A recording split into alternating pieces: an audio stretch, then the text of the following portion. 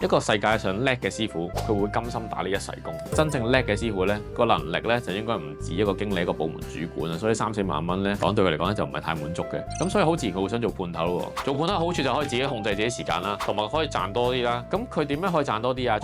除咗做快啲之外，其實可以做得精準啲，佢手尾少啲，咁佢咪自然可以賺多啲錢咯。咁所以咧，唔同判頭大家要收同一個價錢，可能佢一個判頭賺好多，一個判頭可能蝕緊錢，因為大家精準程度唔同。所以個問題唔係在於判頭呢個制度啊，而係在於咧，究竟你係咪一個相熟嘅判頭去做嗰單工序？咁咧，如果你有個相熟判頭幫你做咧，你可能做出嚟嘅效果咧更加快啦，同埋更加穩定。因為佢唔想做完之後搞到自己輸錢。所以咧，如果真正出問題嘅咧，就係個裝修公司自己有冇能力去管理一個判頭啦。例如嗰間公司有冇一個足夠工程知識嘅人啦，例如一個好嘅 PM 啦，佢就可以咧睇住個判頭點做啦。否則嘅話咧，就好容易俾判頭帶住走啦，甚至乎出現一啲嘅偷工減料嘅情況啦。調翻轉頭一間裝修公司嚟講啦，佢全部師傅都係自己人啊！你諗下，佢成間公司啲人，啲師傅都係3萬蚊一個月，冇人想出去做判頭嘅。你諗下，佢嗰班人係咪真係咁叻？佢做出嚟係咪真係咁好？